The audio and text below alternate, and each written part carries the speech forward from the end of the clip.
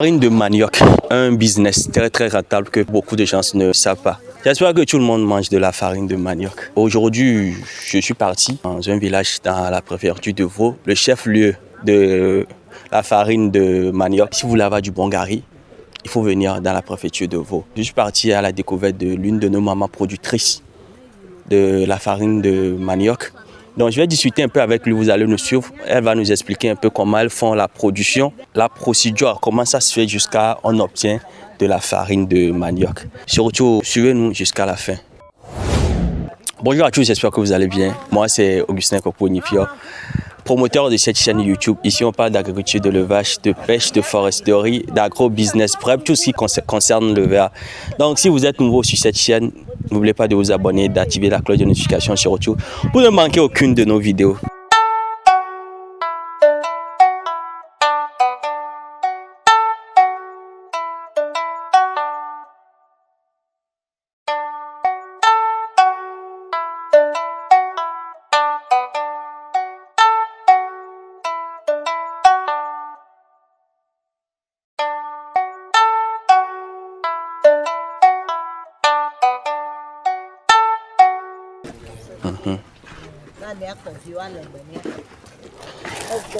Daniel, bonsoir Nami. Bonsoir.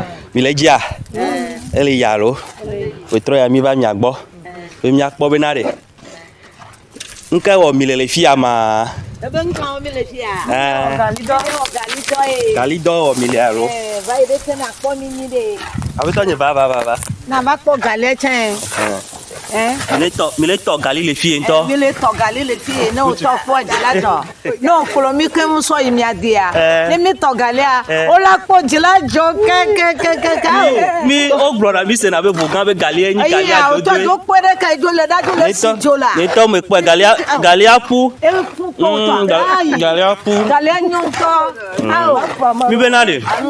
Bon gali ade ke mi wona ke ngba mi ba to ni o mi la de gomna mi. Ne mu fa gbele ame a. Ndrana te kwedo na ke maso agbele amasa hu ne mu hu agbele avoa mlo ne se kona ni na va so wi I ma pe pro asa kole modonji ne mu pe modonji voa mva kuna cyclone ke no va twa mane mvoa mva so na civide ke mu se nana ama me la konu kwido kuntoma no galiamu I tata siru kuma no galiamu la vivi no se doit veiller Ola no tomi mi ave galia mi be fefe yo galia o sorry no pokaka Vogan be galia vogam to be gali pop o gbajirete ya amle okay e piare ma yare agbeli ani mi duare wetire ne bo na kangba mi konyo ne mi duya do ina otri nyi ne mi du otri nyi ko agba ina otri nyi mi va no na hu kangba mi ho ne do odobla mi hu ne otri adrema otri nyi ota wetire ka me mi dona agbeli yo otri me mi dona no na ma ko otri ka wen wa ya dabla asire kema asire ke septembre me mi dona asire ke no du pe aba agbele otri nyi mi gba dona yin na da imi se va lina le keleme et puis keleme emi ba hone mi hona kele a wetire ke on Utme mi hone mi hona ya mi ona mi tona gala toto die ma mi wana so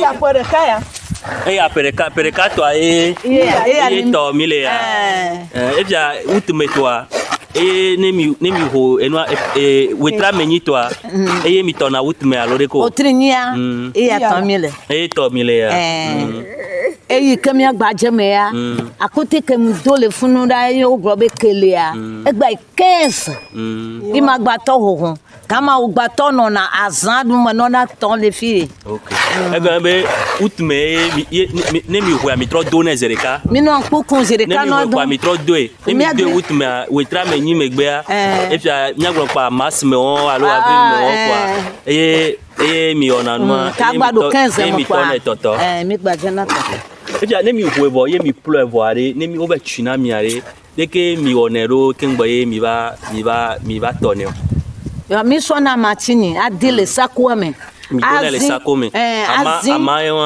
tobo suma gugu mi azinyi de afunyire ne pouvoir mi se dana machinyi me pa mi nona tru kaka pa ne fu pa ola de dana ngbe agba sobu ade me Avo no ken kwa e na koyo no jaja no be ya da ba chikumia o madwa na mo e ya kele fi ya kemizia e ya e ya kemizin voa ke mi wonu avoa mi le jira ya lore ko mi le ja ku kenele mia o le jen mi le je abeto nyo ba e ja ke mi le ja ku kele me ami ade kwale me keke mi ade dale me keke ade kwale me okay e ja ne mi de kwale me aha ekwa yin na gali kwa gare mo ni gali ko se de na blime o so no adudu e ba ni mi je wa ye mi to ne toto ne mi je ka voilà bon chaki chikenele me alagba tora keke chapo la to machine e sinalo machine ya sine ko machine a che machine machine ya igbo a machine ale funda wa no akpa mi na po machine ya gali are ne mi le se kitio gali ni adin to do na wa de esan o do so agije ne kufan agban pogban vo fifia me ya afido o le ko ebieje ne no un to yin do wa o la ko no ebieje ne no to yin ya ne kufaye ne kufa sakwa ne benyi no sakwa no do mo wevia sakwa eno pogban ame weve no na me koko owo kaka kai weve 120 eno alofare ka kuro ewie wa alofare blave ku ewie ku blave wa no na sakore kame sakwa ne odro ne o sakwa no vasinia nyemunya yepo nyemunya asimeto we sana sakwa oba prendre les balles les balles chapu ya mu wane over jonasi no 500 chapu ya mu ko ne de na ho va nyemunya ne no over iso ne na yo nyano akpe kaka nyawe le doji abeto ba mi ekpo machine ke o so jrana o so machine ya ma o sele machine ya machine ka lete yona machine ari eye o so zine machine ya de ivia machine ya de ke fia ti bebe de te mi de ma sako me ya chile melo mi ko de chile me haro e won ko de chile me ah o iya mi de le me vo eya yi ne ya fuwa imi agba ko ameyo ademi imi ano trui ne mi le trui kwa yichi ibo funa ne mi trui kaka pa mi azin mi tru ne e tru ole wa mi tru ne no de mi kina mi se ya ka ka mi she mi jibe goma lema eya goma lema ma tu le manido ina ka mo punyido ayi mi ka ke ba aya na porui goma le ya me goma ma mi de ko ka mi nya be goma le me china me chamte tuna matuna su siam tuna le me no ehena chika ta imi she ba ya na porui evo ya ne podu okay e fia ya na ya podu kwa mi evo ye ma lo mle ye won apuvo evo kwa mi to ele ka ibo gala yi na dia vivinanto ye mama le to ya no le podu gala yi ma de nya pera o no ku viro no ya o so gavana ma kino sempre do pa si do anya mi o goma na ibo gala yi ma nya sira po yiwa de sei oh ma do ese ya ka goma le mi ma ina mi fia e pu pla mazento na no chala ya na ko na chala dress ko en le tome en chala do ese yen tom do le ton ma voa pangba na de vienne favina mo lo de via e bia e ya goma ya le fia lo goma mi sanecha ya ay aba gba bi jandre agma goma ese un le fia le ke mi ja kle ya mi le klogbe mi tro klo ne ni akle ke mi tro la ti ma va so mon doigt ça tu es gali ama kenele me ama la dogo je mias bien di andrin agba de kan e ba mi tro ne mi we mi tro si ane alo oh mi tone o tone ke mi le e ko le to gali awon ne okay gali fi ke ngba e do acha nyu e mi jo ba ko me mi ba ko me ma jo no gali do ayale ne gogo me oh ni atola nyo okay no ya pe dabi do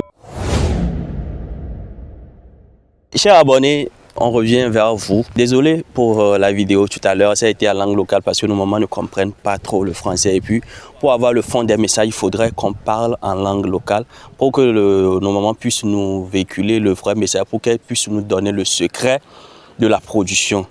Donc, je vais vous faire un bref résumé de ce qui a été dit. En premier lieu, la maman nous a dit que pour pouvoir produire le gari, il faut cultiver le manioc. Le manioc, généralement, il y a des maniocs de 8 mois et des maniocs de 1 an. Elle commence la culture, elle met les boutures en sol dans le mois d'août. Et déjà dans le mois de mars-avril, elle récolte. Et après avoir récolté, c'est dans la période de sécheresse, ça, elle perle. Elle lave bien les tubercules, elle perle les tubercules. Et après avoir perlé les tubercules, elles amènent ça au moulin pour qu'on puisse écraser. Et quand on écrase maintenant ces tubercules, elle ramène ça et met ces tubercules dans les sacs, les gros sacs là qu'on vous a montré. Et après avoir mis ça dans les sacs, elle met ça sur des machines de compression pour pouvoir compresser, pour pouvoir enlever l'eau qu'il y a dedans. Quand elles enlèvent l'eau, il y a aussi l'amidon qu'elles enlèvent aussi dedans, qu'on vend encore. Elles laissent la pâte se compresser, se faire libérer de l'eau pendant au moins 24 heures. Et après ça, elles enlèvent le compresseur, elles enlèvent la machine et elles amènent maintenant la pâte à leur cuisine ou bien à l'atelier de préparation. En premier lieu, elles font le tamissage. Elles font le tamissage pour pouvoir enlever les débris, pour pouvoir enlever les débris en quelque sorte de tubercules, de racines et tout, et enlever les gros morceaux pour avoir des petits morceaux, pour pouvoir avoir un calibrage équilibré. Parce qu'il y a différentes sortes de gari. Il y a le gari, il y a le garicou qu'on utilise aussi, qu'on mélange. Désolé, c'est en langue locale et qu'on utilise pour mélanger avec le maïs, pour pouvoir faire la pâte. Vous comprenez, le garicou qu'on mélange avec le maïs pour pouvoir faire la pâte. Maintenant, après avoir tamisé et bien équilibré, elle passe ça au feu et elle torréfie la farine. Quand elle finit de torréfier, on obtient de la bonne farine et c'est ça on mange. Actuellement, le prix est à 400 francs le bol, 450 chez ceux-ci, pour ceux qui viennent acheter au village. Maintenant, le business c'est que quoi?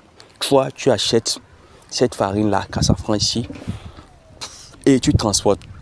À Lomé en ville actuellement, le bol est à 800 francs si je ne me trompe pas, 800, 900 si je ne me trompe pas. Donc tu viens, tu achètes à 400 francs ici, tu ajoutes ton transport, tu fais un stockage. Elle nous a dit aussi que de l'autre côté, quand les bonnes dames viennent acheter, elles font le stockage par sac. Et un sac contient 120 bols. Les gros sacs, les sacs de 100 kg, ça contient 120 bols. Et tu peux toutefois venir acheter 5 sacs, 10 sacs.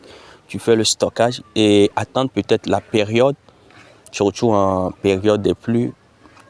Il y a le prix qui augmente un peu parce que la production n'est pas aussi conséquente en ce moment. La fabrication du gari n'est pas aussi conséquente en ce moment. Ou soit tu achètes ça et tu prends ça, tu vas directement en ville, tu revends, tu reviens, tu achètes. Donc c'est un business très très rentable que beaucoup ne connaissent pas, que beaucoup d'entre nous ne connaissons pas.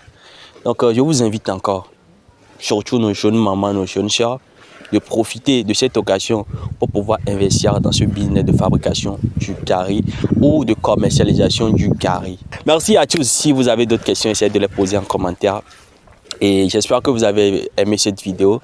Si vraiment, pour de vrai, cette vidéo vous a plu, abonnez-vous, activez la cloche de notification et n'oubliez pas de liker. Merci.